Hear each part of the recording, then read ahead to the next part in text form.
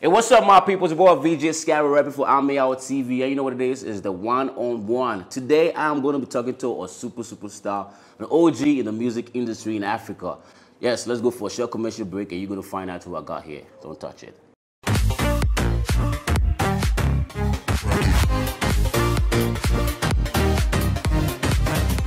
All right, so I told you guys I'm speaking to an OG, the one and only Vector the Viper. Welcome. Welcome to GH. I hear you. How many times you don't come Ghana? This is my first time.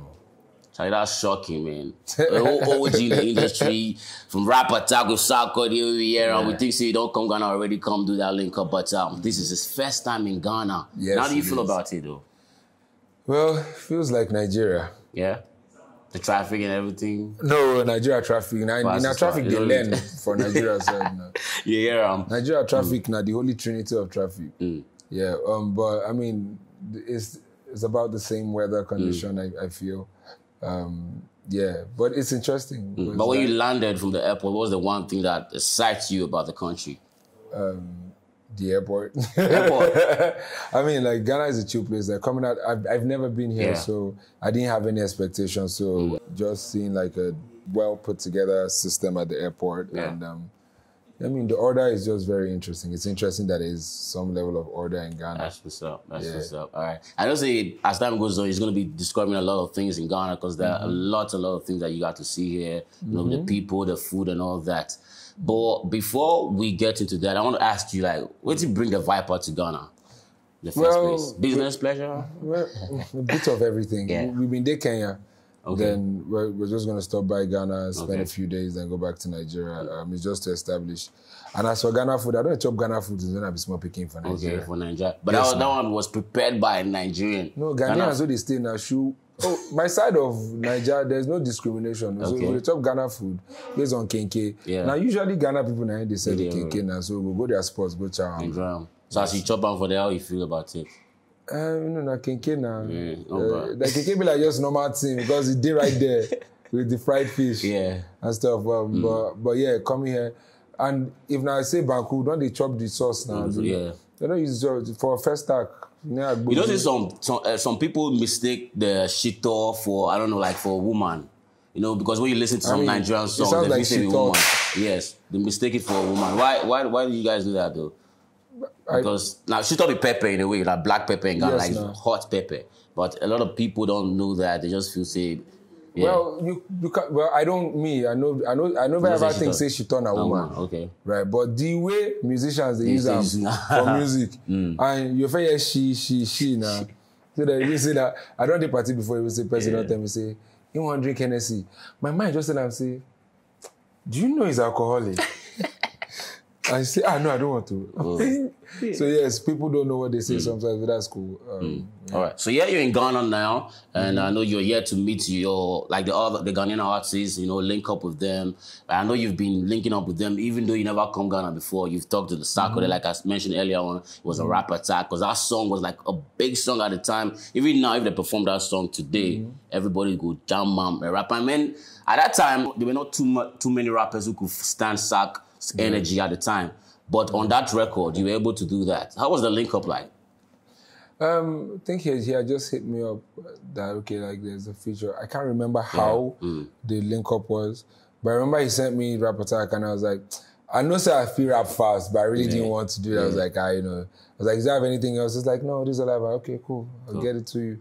Then when I sent it to him, he was like, yo, impressive because he sent it to a lot of rappers and nobody responded or whether they just didn't turn up the verses.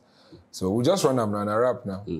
And it came out perfect. And what would you say was the main thing that got people stuck on that jam? Kill beats, production was fire, Sarko's flow as usual. Just everything put together. Like it was a very, very strong record because as at that period now, every sound where people they do usually is all era by trend. But that stood out. And it was fire. I guess that's what stood out the most. Is that like it was that give kudos to Kill Beats. If you ever hear up to now that you're missing out, then you need to go check it out. So brings us back to why you're in Ghana now. I know say business, the inside, pleasure, definitely. So what to make with it expect? Yeah, we're communicating with artists in Ghana. Okay. I'm like, as I don't land there now, I don't see one or two guys who say, I believe say their shit is fire. Yeah. I mean, I'm about the fire. I don't know about like PR and all that. Like I just know talent, and that's what I vibe with. But ultimately, why I'm here, in this place, is because I want me and Ameyaw done the yarn since, and I never see her boys. All right, so the official link up they happened today as we talk. So that's what's up. But what do you think about the recent takeover by Africans in the world stage? A lot of us have always known that a lot of, for example, rappers in the Western world, they're not necessarily the hottest things. Yeah. I mean, they had all the PR and plugins and machinery to push their music and structure to make it happen. But if you look at where we're now, if African are the origin of creation and are the base, and it only means that Africans are eventually, no matter how much you try to pull Africa down, it would eventually come back up. And this is let's not disrespect people who have done it before now, because yes, many people don't do this thing where we believe say now it's been happening. So but it can only get better. But you don't say when you talk about the African dominance, it's mainly Afrobeat, and we know that we get a lot of rappers in Africa. But do you think African rap is gaining ground as well in the industry? No, it'd be like say we always try over brand rap music, especially coming from Africa. And I mean, we kickstarted something in Nigeria called Rap Afrobeats. Okay. Just to kind of just create an umbrella because that's where it is. Like music in itself is an act of fusing things together, right? So fusion is always inevitable. You always have to have fusion. And maybe African rappers need to stop validating themselves by New York parameters. Okay. And just validate yourself by the true African parameter. Meaning you can have your lyrics and your lyricism and your rhyme scheme and your metaphors in check. But it can also be over a high life beat. I mean, it can be over a hip life. Like Ghana used to have. Life, so it's things will burst and rebirth things. So I feel like nothing stops African hip hop. I mean, except you want to be gangster. For here in Ghana when you're mainly focusing on hip hop music, they don't really give you that, that audience. They don't give you that attention compared to, say, they do other genres. But you are like one artist who has been doing like rap music like from the beginning of the career. I don't know. I would want you to try to educate my upcoming artists, like the emerging artists who they feel say if you are doing rap music you might not make it in the industry. You understand? Because that has been one thing, I think it's a big problem for the new artists. Maybe all the rappers just need to mind their business. Yeah. Just mind your business now. Like, now your farm, as they grow, now you go cultivate them, maybe. And just mind your business. Like, build your audience, do your shit. Like, all over the world, pop music, I mean, until recently, say with trap music or say Travis Scott of Future. Like, pop music has always kind of like dominated rap music because of like, I guess maybe melodies and progressions and everything. But as a rapper, I don't know why I don't think any rapper or any musician at all should be comparing their growth with any person's own. So just do your own. You gotta not be say, whether if you do them, they go accept them. The people who accept you, they're important, plus the ones who don't accept you now. Because there are certain situations where some rappers just say, okay, maybe they just drop one or two Afrobeat songs and you see critics coming out and say, okay, because you're not making money or you're not making waves doing rap music, you want to switch come here. You got a problem with that comment? Well, I have a problem with the comments coming from the people because at the end of the day, I know how the purists in rap want to keep rap sacred and everything. But the truth about it is, African people, then they're very, very blessed, but in a dynamic way. We are blessed in multiple ways. I sure say no be only way to you they do this, if you do other things on the side of it. So if any average person where they do business, if do multiple businesses, why rapper no if do multiple genres? You know what I'm saying? Especially if you get talent. If you don't get talent, then another problem. I guess that's why we call it whack. But if you get talent, meaning if you can sing and you sing, what is wrong with that? Like, is it an abomination? It's not an abomination. Not at all. So Africans need to understand that, yes, rap as according to maybe New York. We can understand that, but we're in Africa. We are born into rhythm.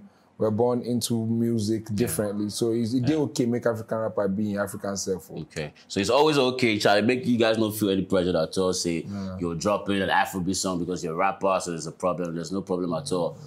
Multitasking, do whatever you do. As long as you get the talent, too. Nobody say you can't sing now. You can't sound like Paulo so that is strangled. You see, so if the talent day, according to the man Viper, if the talent day, you think that you can branch into other genres, drop on. But if you think, say, they don't just follow don't just fall for pressure and go drop anything like that. So let's talk about your project. I don't see your recent release is License. That's a single, right? Yes. So let's talk about, I don't know, would you be dropping that, is it under an upcoming album or just an EP or just say you leave them as a single? Okay, so I know like people have been waiting on the Teslim album for a minute. Yeah. You know. Yes. But COVID just scattered plenty things in between last year and this year. So, yes. So if it's Plans Day, say you're Plans Day's album, we're gonna early moment and license and everything, but dynamic restructurings happen. Yeah.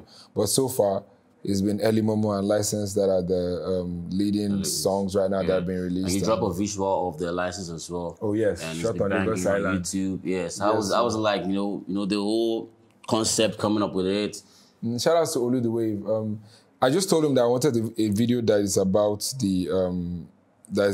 the life of a painter. Okay, that's definitely going to be colorful. Yes, and he just went ahead. But we wanted the painter. You know how you be painter, but you can't meet artists who they shoot video, then you can't get carried away. You go back house, go use that thing, do inspiration, do your own work.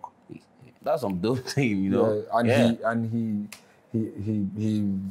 He brought it to life perfectly. So License out, the visuals out on YouTube is banging. Go check it out if you've not checked it out. And Teslim too, they come. So when should your fans be expecting Teslim? Next year? This year don't be one kind of. So next year, now it will be. But definitely we're coming through with a bunch of singles that are following up these ones because there's an understanding and a story that we're building. Which Ghanaian artists are you looking forward to work with? Now that you're here, because plenty rappers, I don't say you like the talented rappers and you want to work with more. So which one? I'm meeting. So yesterday I met Bryan the Mensah. Yeah, he just dropped a project. And just Kofi Jamar. Kofi Jamar, yeah. Big shouts. Black Sherif. All the youngins. You're talking about the youngins. All the names you just mentioned. These are young guys making it big time. Me, I manifest with the young, but like I'm not. Is he in Ghana now? I don't know at the moment because he's also promoting his new project. So I know he's been back and forth. But the guys that I really, this is my first time, so when I waited that they tell me, and I barely even watch TV as well or listen to radio. So as I did here, but I did see one or two things, and I've seen like someone that sent me the Second Coming. Second Sermon? Second Sermon by it's funny because my album was the Second Coming. Okay. When they said Second Sermon, someone was like, you were like, she's taking me through that, and it was just raw, pure. When you heard the sound, how did you feel about it? It was original. It was very raw. Like it reminded me of the way music be to me is raw expression, not be packaged anything. Yeah. But then I'm also hooking up with Kwesi Arthur. Yes, like True. Fire. It's every. So I want to put you on the spot right now. If I see she should mention like a top 5 Ghanaian rappers, who would it be? Manifest is definitely on the list. Sark is definitely on the list. Kwesi Arthur says things. Ground up. Yeah, like he says things. You see, like basically, I don't know too much about it, so I can only like maybe mention like 3 guys that I know, but I don't think they're the best because I don't know what to compare it with. So the big question I want to ask you right now is how you are able to, or how you've been able to, maintain this status since you got into music. Yeah. You never really go down. So people just start after 2-3 years, they're unable to keep it going. Mm-hmm. So how have you been able to, be on this level? For me, the answer to that question would be the more I practiced making music in the industry, the more I realized that I wanted to be me. Okay. And the only thing where if you fall off from now yourself, unless when you die. That's true. So I just wanted. So if you hear me being a very lyrical person, that's me. If you hear me being a singer, that's me. If you hear me being a poet, that's me. If I'm doing spoken word, that's me. Your life important, past every other thing they happen outside though. But you could talk, say your beef with MI also played a part?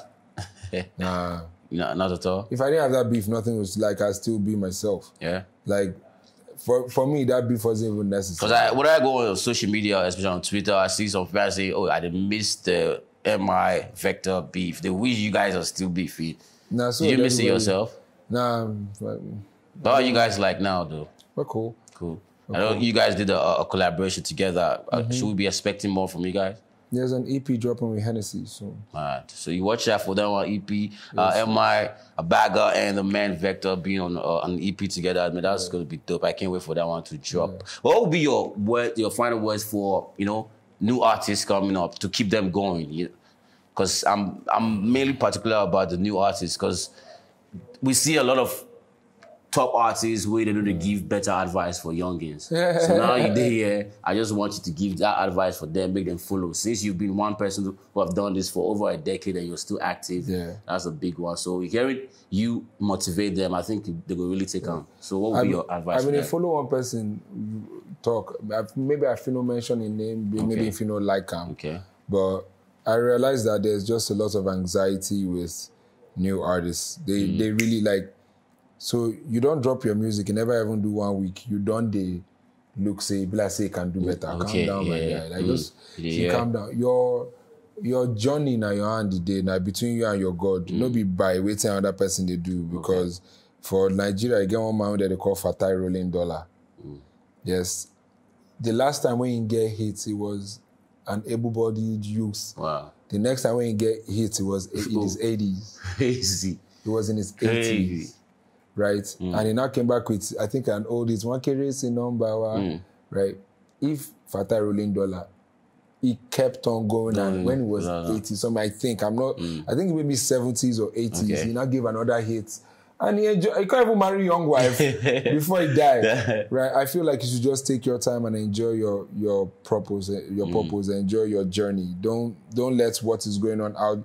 Get inspiration from there, but don't let it determine your life, because another man watching if you tell your own time. That's what's up, man. Big shout out to the man Vector the Viper for that one. I hope see you guys here around.